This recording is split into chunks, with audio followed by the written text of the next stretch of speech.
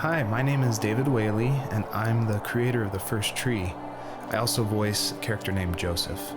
So I just wanted to introduce you to this commentary mode, tell you that you can find interesting things about how I made this game by touching the speech bubbles you see in the world.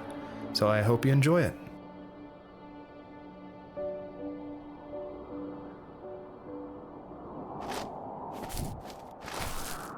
Are you awake? I thought I heard you get up. Yeah, I'm awake. Sorry, I just can't sleep. Are you thinking about him? Yeah, a bit. Usually get back to sleep, my love. I'm fine. No, it's okay. What else is on your mind? I don't know, it seems weird, but I had one of the most vivid dreams of my life. I saw a fox on a snowy mountain, just looking confused and worried. Those eyes, I can't get those eyes out of my head. She was running in the windy snow, looking for something. Do you think it has to do with you and what's been going on? I don't know. It was just a dream, Rachel. They're not meant to make sense. A lot's happened the past couple days, that's all. Well, if you're not going to sleep anyway, you should tell me. I want to hear. All right.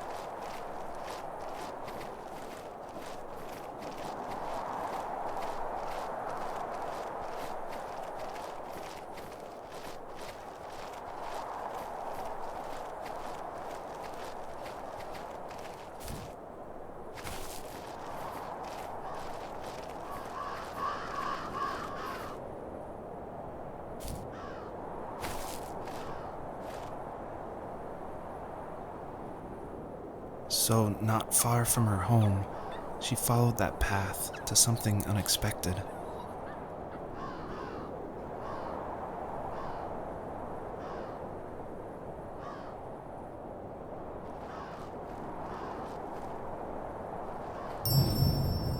So it's usually at this point where people say something like, "This is not the kind of game I was expecting." And that happened a lot at PAX West when I showed it. We'd have little kids play it, but then they see a dead fox cub, or a kit is technically the word, but cub sounds, I don't know, it sounds better. Like Wes Anderson uses it in Fantastic Mr. Fox, so I thought cub would be all right. But anyway, having this game, I wanted it to be more serious. This game is based on dealing with the death of my father, which was the hardest thing that's ever happened to me and my family. But I don't want to talk about it here, and I didn't want to talk about it with anybody really to this day still. It's very personal. And that's why I made this game. That's exactly the reason. Because I wanted to get those feelings out and communicate with people without talking about it. And so that's what The First Tree is. It's me dealing with my feelings, and it was a personal project, and it was just me, and it actually, I'm really glad I made it, but it wasn't easy to make, I guess is what I'm saying.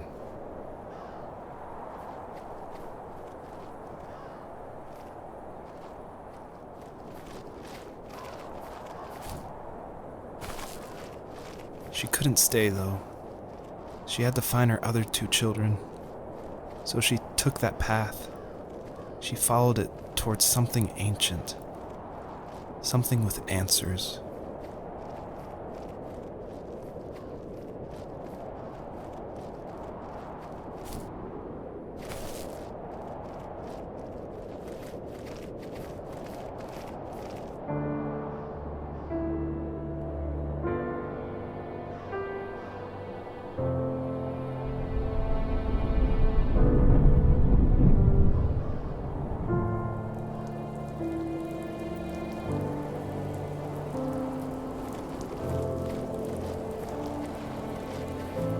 fox looked high and low, searching for any sign of her cubs. Points of light showed the way to this ancient tree. It was as if each one had a story to tell, all their own. The land was trying to tell my story, too. I felt like I was right behind her the whole time.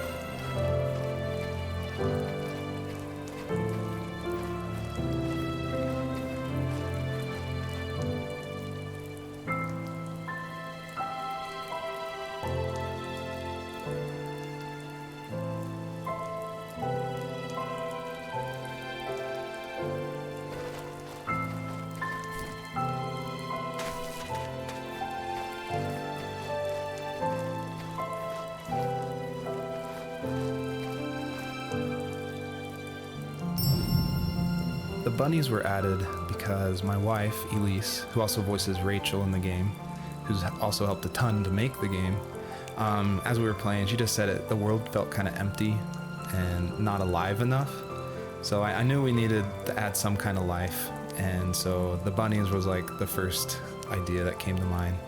And like most of the game, I used like publicly available assets to speed up production because I was working full-time along with making this game, and we just had our first baby, a little girl named Evelyn.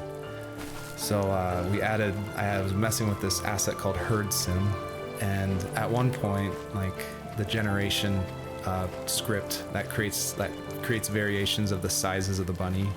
One time I got out of control and it made like this monster bunny that towered over everybody. And I shared that GIF on Imager and Reddit, and that was a huge hit. It helped definitely gain an audience for this game. But it's hard because this game is like so serious. It's about life and death, not giant bunnies. But I knew I needed something, like a shout out to that, because it was pretty fun. So if you're able to catch all the bunnies on this map, I think there's around 13, then you'll get a special surprise. So good luck.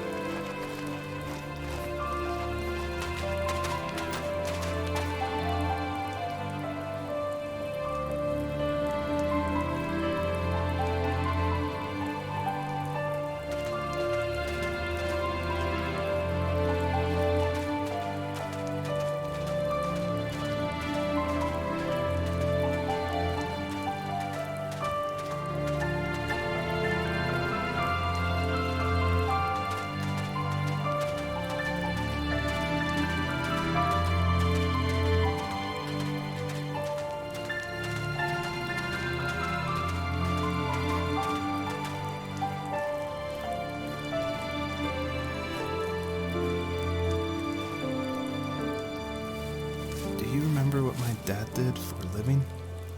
Wasn't he like a lumberjack? That's one way of putting it. If wood was a canvas, then a carving knife was his paintbrush. Even after working a 50-hour week, even after his hands were more splinters than skin, he would bring home the nicest piece of Alaskan weeping cedar and make me toys. That wooden train was the first toy I can remember, and I loved it. I just knew from a young age I was going to be a lumberjack, like my father.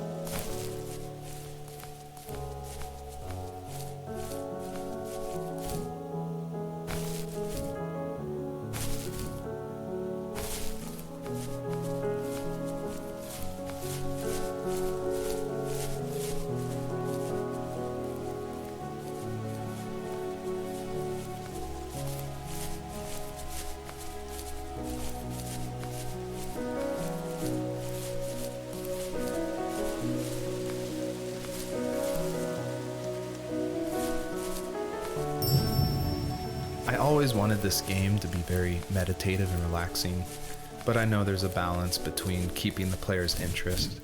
So I added this butterfly jumping mechanic just to like spice things up. I used a plugin called Playmaker for Unity, which in a visual editor lets you do interactive things, which is perfect for me because I do come from a film and design background. But on the flip side, I really wish I was good at code, because this jumping mechanic, the jumping mechanic in the whole game actually has frustrated a lot of players.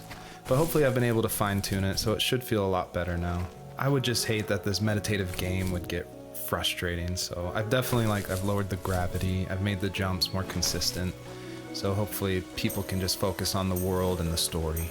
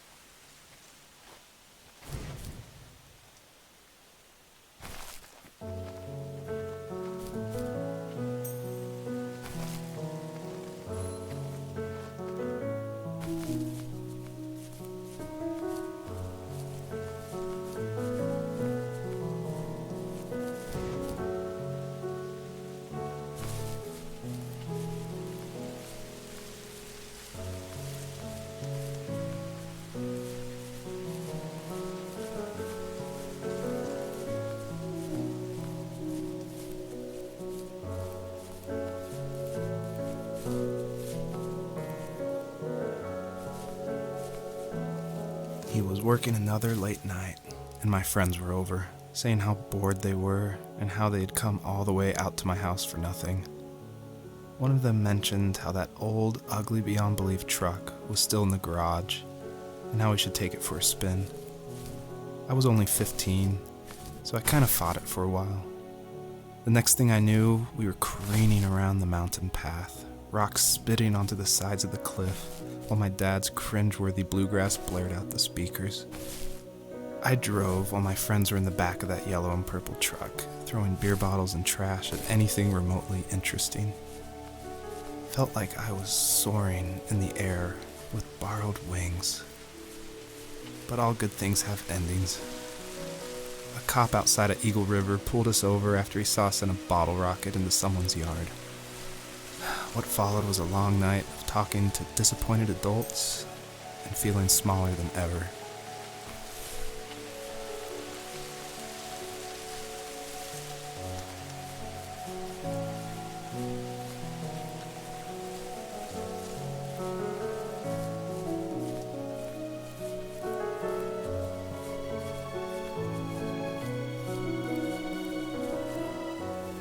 My teenage years were full of sketching, angst, and trouble.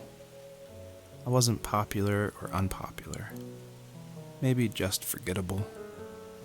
I guess that gave me a sense of freedom, so I hung out with crazy kids, doing crazy things, even though I mostly just watched the chaos ensue.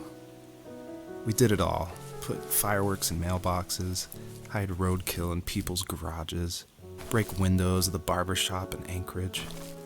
My dad was furious, but he was so busy working he couldn't do much to stop me from going out. I think being an adult means there's no one to stop you making hard decisions. He had to make a living, and he couldn't be in two places at once. Yeah, I realize that now. But at the time, I was sure he was more interested in growing his business than what was going on with me. This is the level that I showed at PAX West, which was a crazy dream come true that this hobby project was being shown next to all these amazing indie games. So I decided to show this level because it's smaller, there's like some jumping puzzles, and I thought it was a good entry into the game. But the one thing I can't seem to forget is right before we opened to the public, there was an indie dev superstar. Like, you've definitely heard of his games. And I was like terrified. He wanted to try it out. So I said, of course, like, please give me your feedback. And he was super nice, super talented, of course. But this embarrassing bug happened, which I'd never seen before in my life, where when he dug the item up, he jumped right after, and it created the dust cloud to permanently be on the rest of the level. It wouldn't turn off. So it looked like this fart cloud following the fox as it just kept running with this beautiful music and serious voiceover. And it was horrible. I think about that every time I look at this level. But, you know, I was able to fix it, so I'm glad someone could at least find that bug.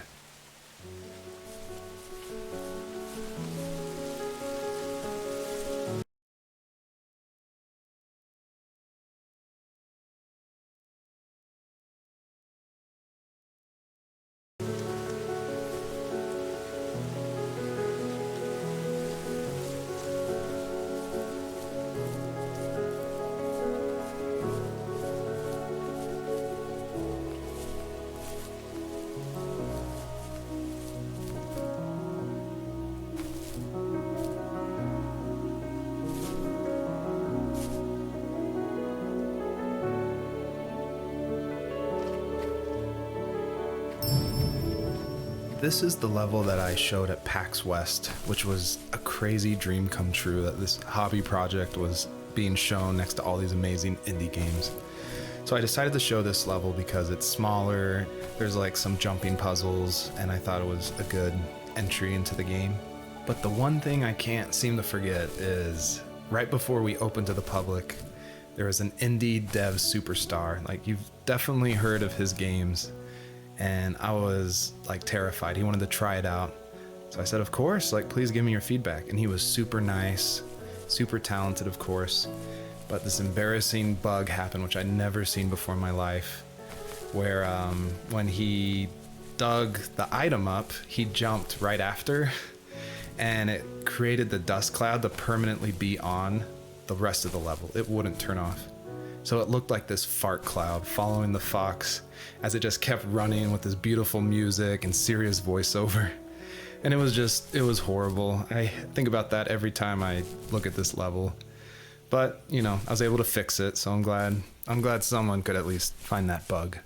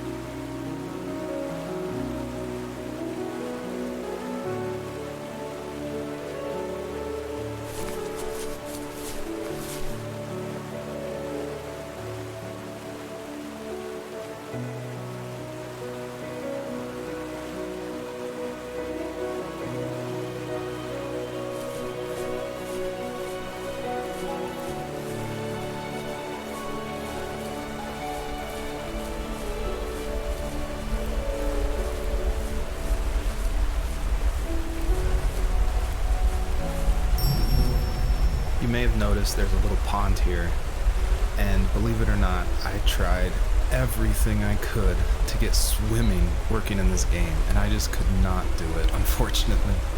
And so all the water in this game you can just stand in, which is, it still like bums me out, but the systems were not working, it was buggy. So I just had to throw it out, which, you know, I think it's okay. Like, I wish it was there, but again, the focus of this game is on the story.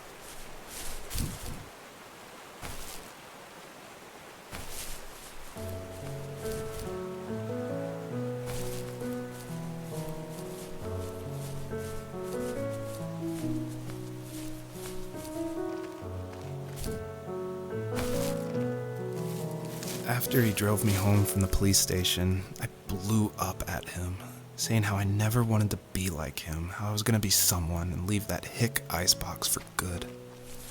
He just looked forward at the road with tired eyes. I took out that bluegrass tape from the cassette deck and chucked it out the window. In my sage teenage wisdom, I thought I had proved the ultimate point. But my dad had a different idea. He slammed the brakes, slowly bowed his head while gripping the steering wheel, and finally looked at me. All he said, like it was a polite request, was, "Make this right." I sat there in silence, fuming, but I eventually got out and combed every square inch of the woods, muttering profanity after profanity. I found it 30 minutes later, near a small waterfall off the road. I went back to the truck, put the wet tape back in, and sure enough, it worked. We didn't speak another word to each other the rest of the night. Wow, I knew you were a crazy teenager, but It's hard to believe, isn't it? It surprises me too. It's like I didn't really know who that kid was back then. I bet my dad thought the same thing over and over. It's almost like he was saying, "Make this right," to himself, more than to me.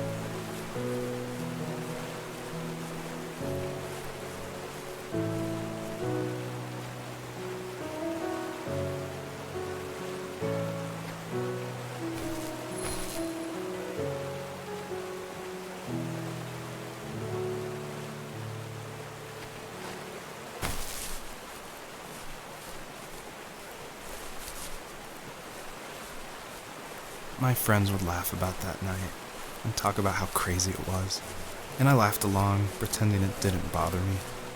But it did. I imagined my friends growing old in the bush, unable to find that thrill in those godforsaken ice fields.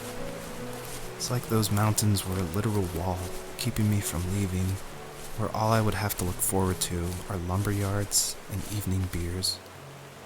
I had to climb over. That was my only goal for a long time.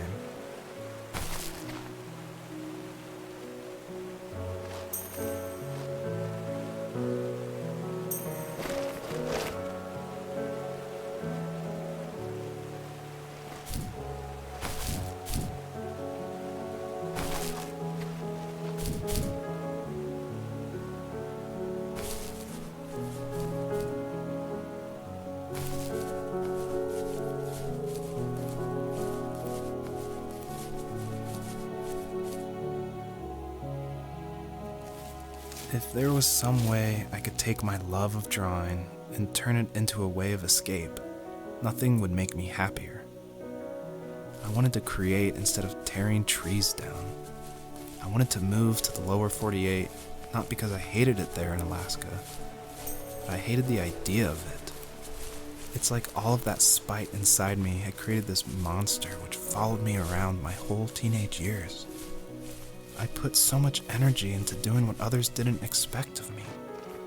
Why did I do that? There's one fact you're forgetting, though. If you didn't have that fire in you, we probably would have never met. You're absolutely right. Maybe the destination is all that matters in the end. But then why am I awake? Why am I seeing this fox go on her journey? And why can't I stop thinking about my dad?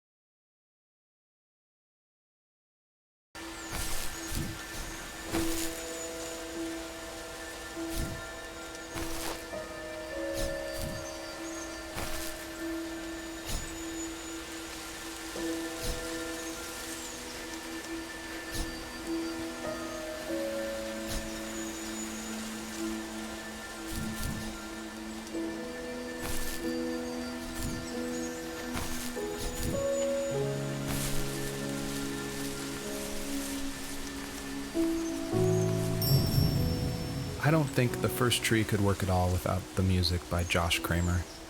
And his music, it's actually publicly available to license, and so it was affordable for me since this was a hobby project. And it's something I like to tell new indie developers all the time, like, you can't afford that composer, you can't afford a full-time programmer. You need to cut corners and finish your game, and the way to do that is to use these amazing publicly available assets that anyone can purchase and license. And so his music is incredible, and I actually haven't talked to him that much, I've just emailed him. But his music was nominated for Most Emotional Music at the Emotional Game Awards in France, and he's just a really nice guy. And I think there's so much amazing content out there that if you're thinking of making a game, like, look around and see what you can make work on a tight budget, because it worked really well for the first tree.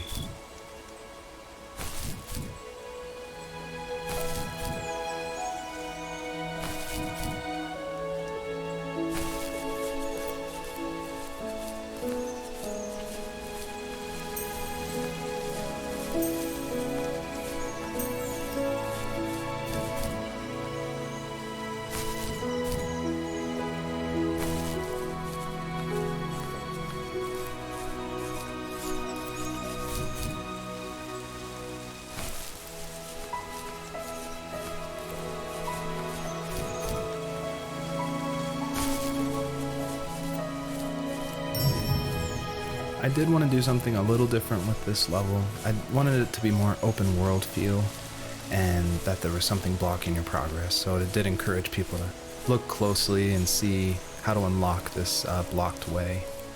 And I do like just walking around this level and listening to the beautiful music by Josh Kramer. His work really sets the mood for the whole game.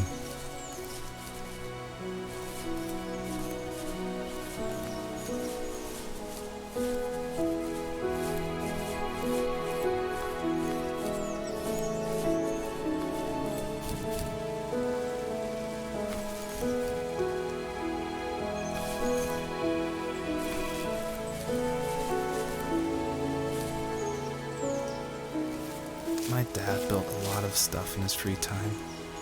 If he wasn't watching fly fishing or reading Tom Clancy novels, he was carving something. He made tons of birdhouses. Not that he was into bird watching, but I think he really missed working and adding on to the home.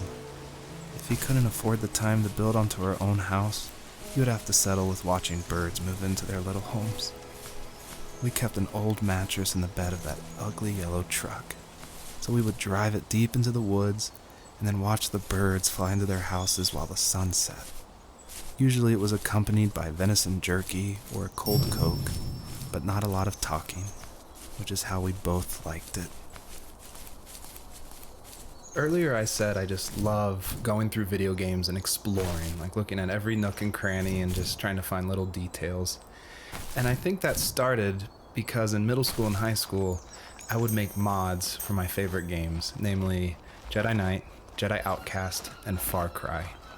And I loved like this huge world of mod makers who would make these levels, and it'd be like the most random creative things, and I would just love exploring, usually multiplayer levels by myself. So even though I went to college for film, before that, like before high school, I was making video games and mods, and it was my favorite thing in the world. I made a ton of different levels. I made an abandoned space hotel with a dance floor and cafeteria. I made a haunted campground with cabins and tents. I made this whole city with like the first ever day-night cycle with running showers and stuff in the hotel and the apartment buildings. And I just loved making those mods, and I think that carries over to my game, the first tree, and also the one before that, Home is Where One Starts, which is it's exploration. You're just looking around and appreciating the details.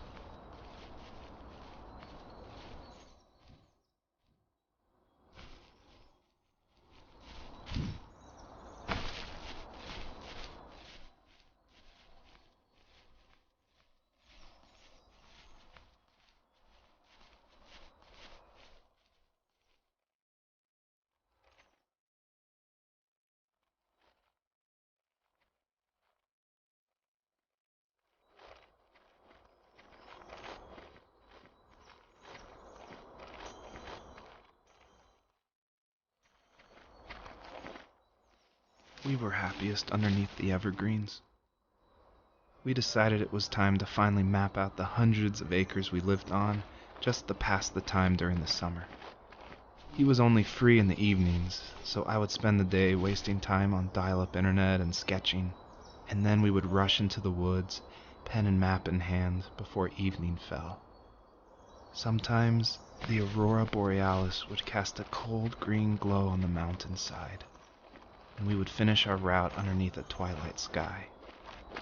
Sometimes I was lonely during those summer days, but there was comfort in the routine. A lot of teenagers aren't looking for the daily grind, though. There's nothing wrong with wanting to get out, to leave your childhood home. You wanted to progress, to make something of yourself. Yeah, you're right. That house. I'm sure it's the same as how I left it. Then why does it feel so different? I doubt you're the only adult to have looked back and asked that question.